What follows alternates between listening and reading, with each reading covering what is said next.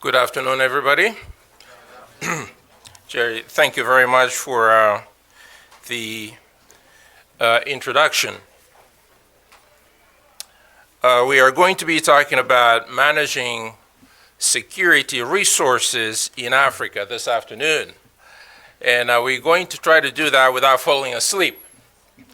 After lunch is always quite a challenge. We're going to try anyway. But let me start right off the bat by dismissing a fallacy. When we talk about security in Africa, one of the responses that we tend to get from our African brothers and sisters is that, well, we are poor, we don't have any resources. Well, that's not true. That's not true. You know it, I know it. We're not poor. So as we spend some time this afternoon talking about how to manage resources in the security sector, let's put that narrative aside. We're not poor. I'm sure you and I could come up with example after example after example to make this point. There's no single African country that is poor. Now, Africans, on the other hand, there are too many Africans who are poor, but it's not because their countries are poor. There are many security sectors in Africa that are poorly resourced. But that is not because their respective countries are poor. So that is my starting point. The second point that we're going to make, that we're going to reiterate throughout the discussion, or it should be in the background of our discussion, is that Africa faces two basic challenges. One is the challenge of development, where the demand for development throughout the continent is very, very high. The other one is the challenge of security. And there, the demand is also very high, but security is in short supply. And this is why some of the things that we've been talking about over the last couple of weeks, strategic planning, is so very, very important. But what I want to do is to focus on some principles that should guide how we go about managing resources in the security sector. Now, what are we talking about here? Every society sets aside a portion of its resources. Each society sets aside a portion of its resources to address matters pertaining to its security. All societies do that. Those societies that are able to address the challenges of security are those who have found the mechanisms to manage those resources well. So the point I'm making is not the quantity of resources we have, is how we manage them. It's not the quantity of the resources we have, is how we manage them. So what I'm really saying is this: pay attention to waste. Pay attention to waste. Throughout the African continent, and we are not singling out the security sector. We are not singling out the security sector. Across the continent, this is a generalization that we can make without fear of being on shaky ground. It's the waste. is the resources that we cannot account for. They just disappear. And there's a huge opportunity cost involved in that. What I'm saying is that when we eliminate waste and when we manage the resources well, we will be able to do the work that we are entrusted to do a lot more effectively, a lot more efficiently. Note that I'm not focusing so much on corruption. We could talk about corruption for a whole year. I choose not to focus on that. I'm zeroing in on waste. I'm zeroing in on waste. The uses or the misuses that you put the resources you're managing to. This is really what I believe we should focus on. Because again, as I said, the resources are available. And this is one of the principles of resource management that I want to talk to you about. Availability is an important principle. If we have no resources available to us, how can we do our work? But my argument is that the resources are there. The resources are there.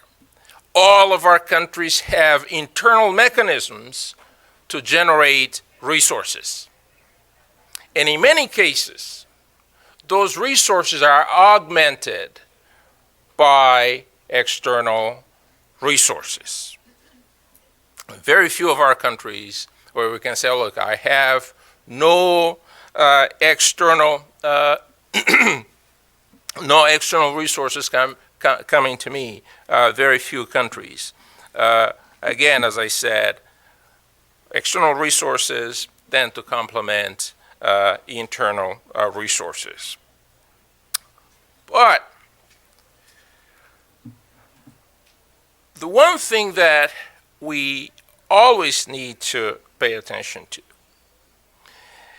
is the fact that resources will always be scarce. Always. Resources will always be scarce.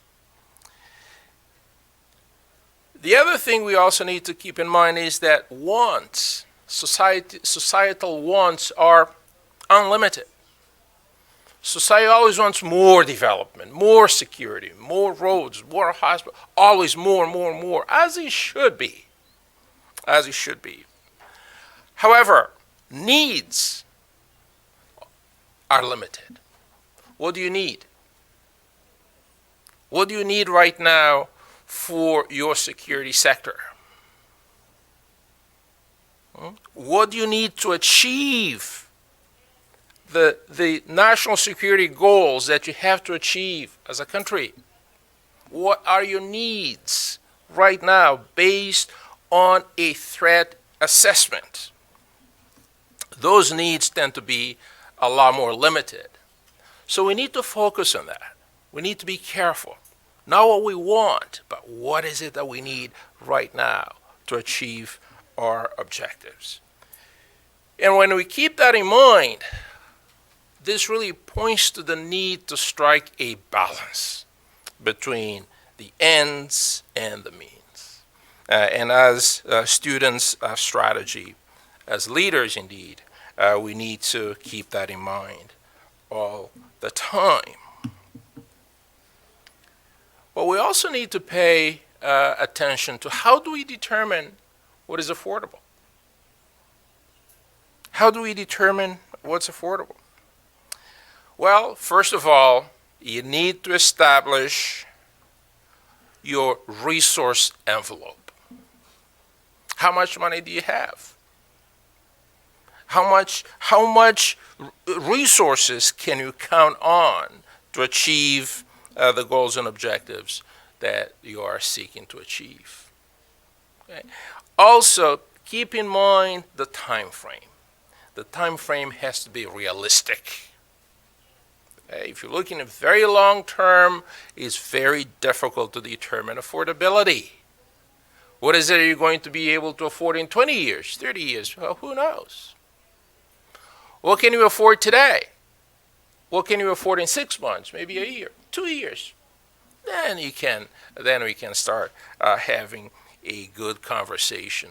So, is the resource envelope? Is the time frame? The time frame also very important. But also, you need to prioritize. You need to prioritize government expenditures. Even in a security sector, those expenditures that have the highest priority should take precedence. You also determine affordability by taking a good look at the health of your economy. If your economy is not doing too well, chances are that you may not be able to afford all of the shiny toys that you want. Simple as that. Ask Nigeria. Ask Angola over the last year or so. Counting on the price of oil being at $100 a barrel, is now around 50. The types of things they were planning to purchase a year ago, 2 years ago, they cannot purchase everything today. It's just a matter of the economics, because the macroeconomic balance is not what it was a year ago.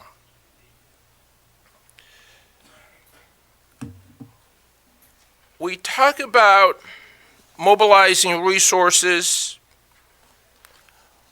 but we also need to talk about allocating resources. You mobilize resources internally, externally. That's step number one. Step number two is how you allocate those resources. And here, several important principles must be kept in mind. I like to talk about the 10 principles of budgeting. Principle number one is comprehensiveness. Comprehensiveness. That is to say, we need to be honest about how we put the budget together. We need to make sure that all those parallel budgets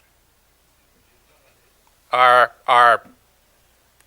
we do not want to bring parallel budgets into the overall budget.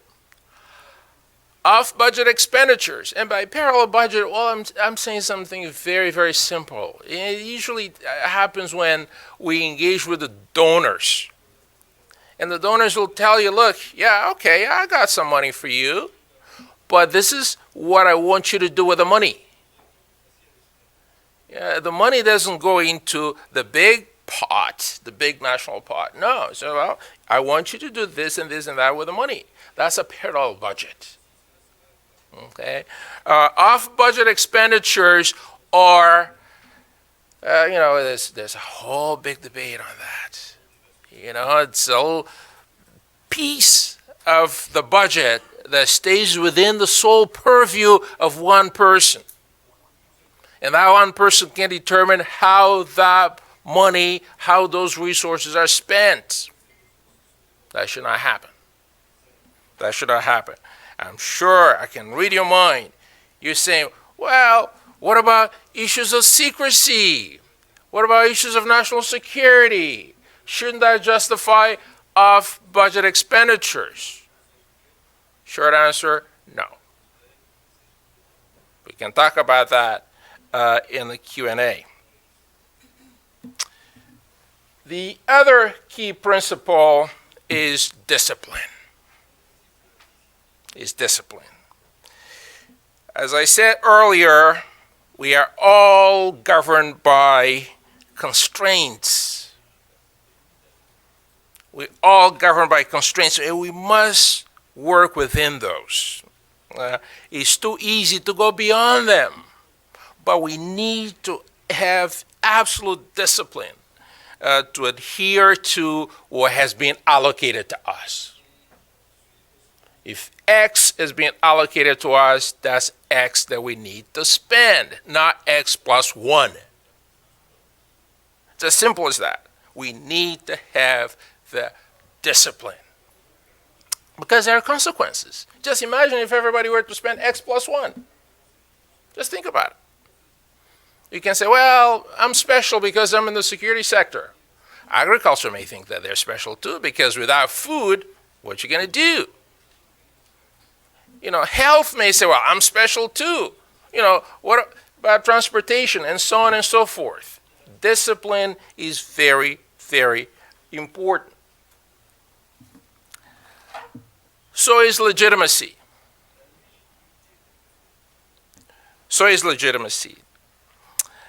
At the end of the day, we need to set policy, including budgetary policy, to represent the sovereign. It's the people's money, after all. It's the people's money. You only have legitimacy if you are, in fact, exercising fiduciary responsibility. You have to manage the money in the interest of the people. This is an important principle of budgeting. Flexibility. Flexibility is also important. Again, I use the example of Nigeria and I use the example of Angola as oil-producing countries. Oil exports represent just a huge percentage of the monies that Nigeria and Angola have.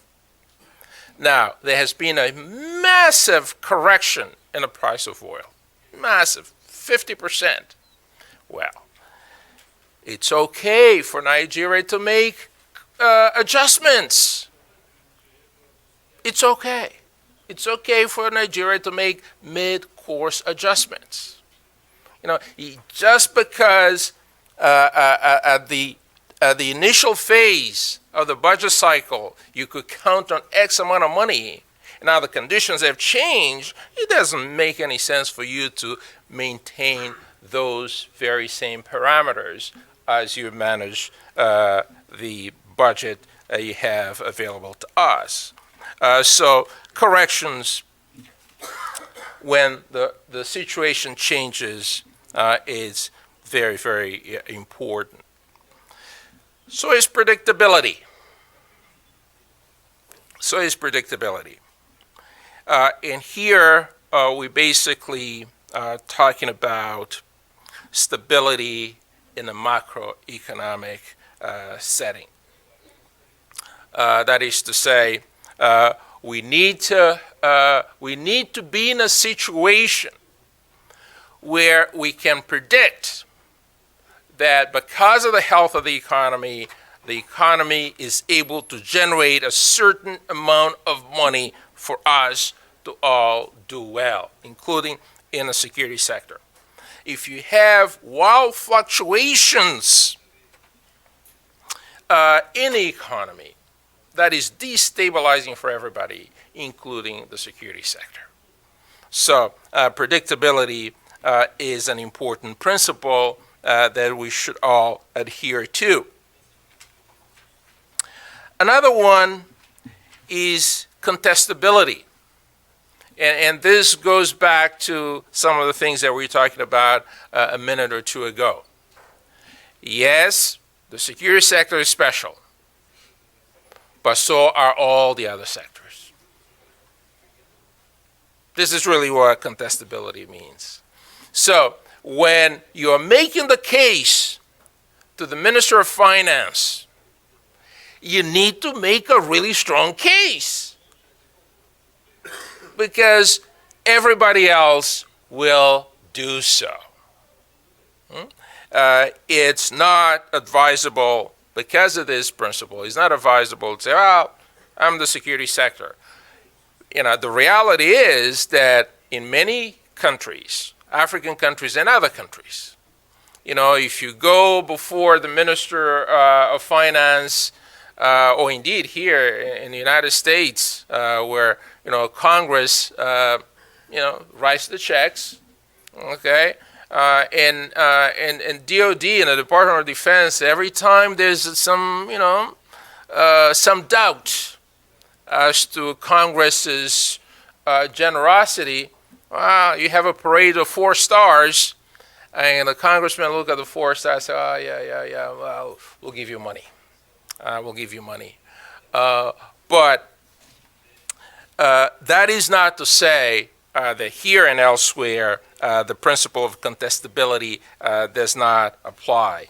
The principle of contestability should apply because all sectors are important. Honesty. This has to do with providing unbiased projections. Very, very important. Data. Use the data as you know it. Fudging with the data will have bad consequences. Unbiased projections. Whether we're talking about expenditures, how much money are we really going to spend? It's important. And this, of course, against the revenues that we project to take in. Absolutely critical. They, of course, have to be in balance. If we provide dishonest data, then, of course, that balance becomes highly compromised. A couple of final points on the principles. Transparency. A lot of people believe that decisions pertaining to the budgetary process, especially when it comes to the security sector, should be done in private. The public, well, there are certain things that the public should not be privy to. Yes, but it does not mean that the representatives of the people should be denied that information as well. In the African context, a lot of people say, oh, how can you share everything with the public, the media, and so on and so forth? Issues of secrecy, all very legitimate concerns. But it does not mean that it should be denied, that information should be denied even from the representatives of the people. Because, finally, there's the issue of accountability.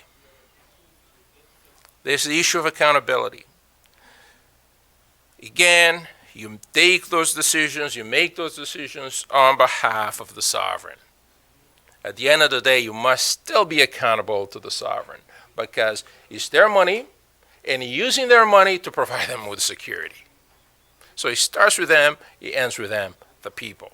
So the issue of accountability is absolutely critical. So we talked about the mobilization of resources. We talked about the allocation of resources. Now let's spend 1 or 2 minutes talking about the utilization of resources. So we get the budget approved. Yes, it's an important first step. But then the critical issues revolve around how efficiently, how effectively we use those resources. Now the resources have been allocated to us. They're in our hands. We need to manage them. We need to stretch them to the max.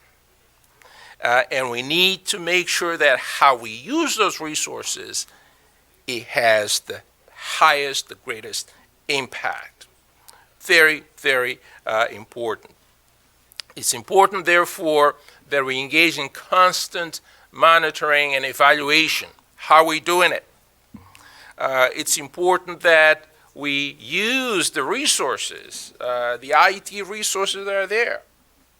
Use them. It's important that the issue of procurement, we could spend hours and hours and hours on this. Procurement done professionally, transparently. Very, very, very important. Okay? Procurement, not just because somebody from country X working with a big company Y is telling you to buy this. It's procurement because you need it. Procurement because you need it. Procurement because this is critical for you to achieve the national security objectives of a country. Not procurement just because somebody convinces you that this is what you really, really want. The other, still on utilization, several challenges that I want to flag very, very quickly. One issue is personnel. Certainly in Africa and elsewhere, qualified personnel who can actually implement all of the activities as planned. Not always easy. Not always easy. Another challenge has to do with who actually does the monitoring and evaluation. Who actually does that? Big, big, big challenge. Sometimes the technical expertise are there. The auditing offices are there. But still, a lot of things fall through the cracks. The other important challenge is to make sure that the lessons learned aspect of this process are fully captured, so that we do not keep making the same mistake again and again and again. And also, importantly, bringing the legislative and executive bodies into the process, especially parliaments. Very, very important. Speaking of parliaments, oversight is another big heading that we should focus on. When we talk about management of resources, the oversight responsibilities are absolutely critical. And here we're talking about parliaments, especially parliaments, because parliaments have this very, very special role, which I think for me, above all else, this is where the representatives of the people sit. This is where the representatives of the people sit to make laws and to make sure that, especially as far as this special law, which is the budget, is done well and is implemented well. And I say this in passing, but it's a very important point. When the budget passes, it is the law of the land. And when you mismanage the resources, you break in the law, literally breaking the law, and all should pay the consequences for breaking the law. But oversight institutions involve also civil society organizations. The media, think tanks, all have a very, very important role to play. So this is basically what I had for you today. First, to make the point that it's not so much the availability of resources, it's the management of resources. The resources are there. Most African countries, in fact, I would say all African countries, have abundant resources. The reason why many African citizens are poor, the reason why many institutions are poorly resourced, is mainly because of management issues.